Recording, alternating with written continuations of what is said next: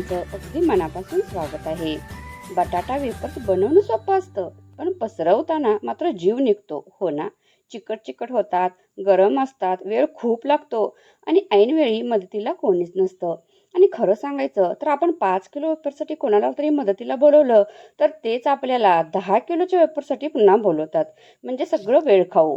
अगदी साध्या आणि सोप्या एक 2 ते 3 टिप्स तुम्ही वापरल्या तर तुमचे बटाटे वेफर्स कधीही काळे पडणार नाहीत, लाल होणार नाहीत आणि तुमची दमणूक अजिबात होणार नाही.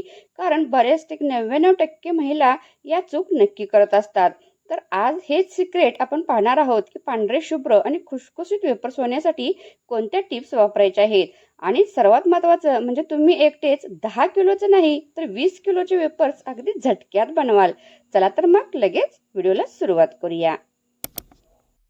या ठिकाणी सर्वात पहिली आणि महत्त्वाची टीप म्हणजे वेफरसाठी बटाटे निवडताना बटाटे मोठे असावे, गोल आकार असावा आणि याची साल जी आहे ही पातळ असावी आणि कमी स्टार्च म्हणजे पांढरे शुभ्र असलेले बटाटे निवडावेत. पोकळ नसलेले, कडक आणि हिरवे डाग नसलेले बटाटे वापरा. यामुळे वेफर्स कुरकुरीत आणि पांढरे शुभ्र होतात. तर या ठिकाणी हे 5 किलो मी बटाटे घेतलेले आहेत.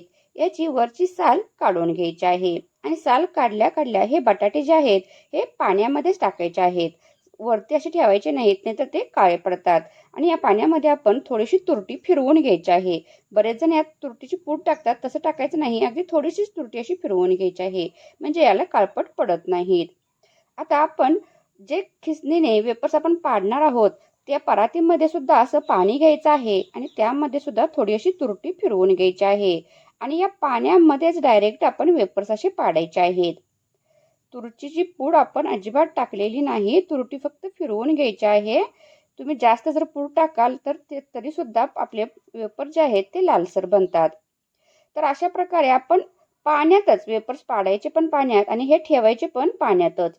तर आता हे आपण असे रात्रभर, आता आपण दुसऱ्या दिवशी वेफर्स करणार असं तर आदल्या दिवशी रात्रीच आपण हे वेफर्स असे पाडून पाण्यामध्ये 1-2 वेळा स्वच्छ धुवून रात्रभर ठेवायचे आणि सकाळी सुद्धा आपण पुन्हा हे स्वच्छ 1 ते 2 वेळा पाण्याने धुवून काढायचे आहेत.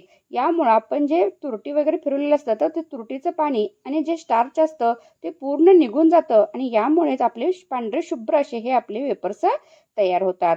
ते आता बऱ्याचदा हे शिजवल्यानंतर खूप चिकट होतात आणि पसरवताना दमणूक होते. यासाठी काय करायचं आहे हे पाहूयात. सर्वप्रथम आपण पाणी उकळून घ्यायचं आहे.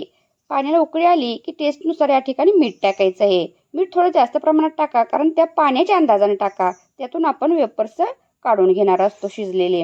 तर आणखी एक महत्त्वाची टीप म्हणजे पाण्याला पूर्ण उकळी आल्यानंतरच आपण यामध्ये वेफर्स टाकायचे आहेत.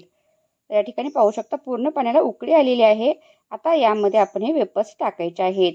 आता हे फक्त 80 ते 90% शिजवून घ्यायचे आहेत, जास्त पण शिजवायचे नाहीत.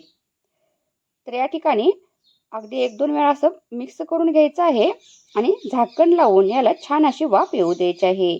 यामध्ये मी इलेक्ट्रिक कुकर वापरला आहे, तुम्ही गॅसवरती पातेले ठेवून सुद्धा ते वापरू शकता. आता एका साईडला अतिशय महत्त्वाची ही ट्रिक तुम्ही नक्की यूज करून वापरून पहा.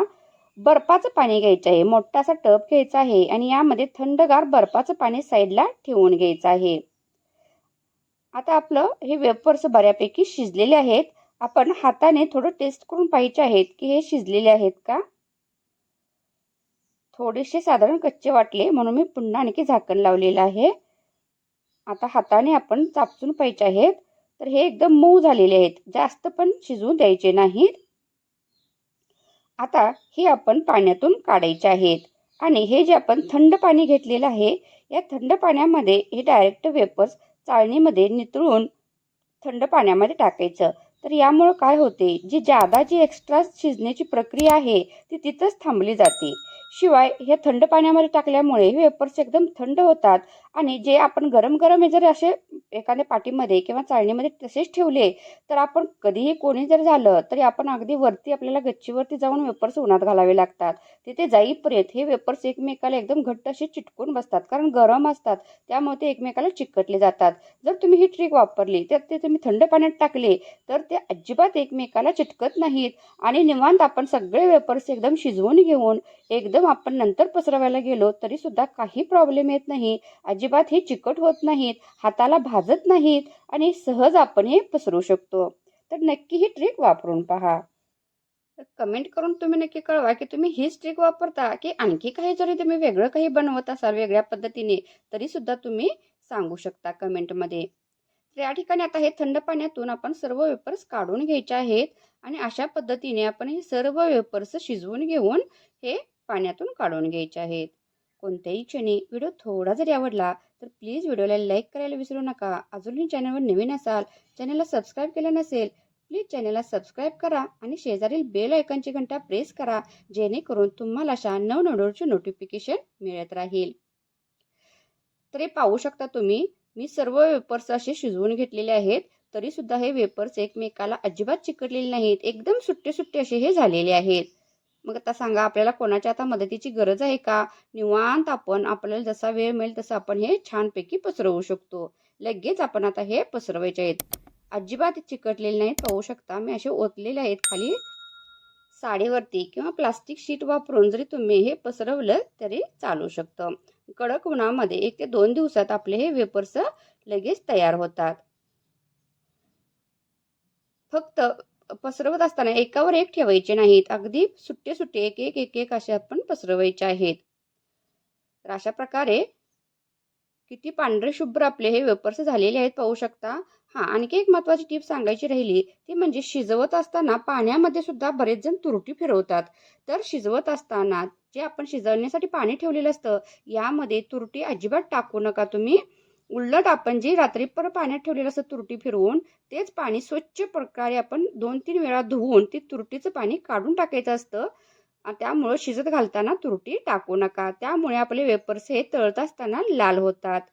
या ठिकाणी पाहू शकता अतिशय कमी प्रमाणात तुरटी वापरून सुद्धा आपलं हे वेपर्स किती पांढरे शुभ्र असे झालेले आहेत. तर नक्की या उन्हाळ्यामध्ये अशा प्रकारचे वेपर्स बनवून पहा आणि कमेंट करून कळवा तुम्हाला आजचा व्हिडिओ कसा वाटला. चला भेटू नेक्स्ट व्हिडिओमध्ये.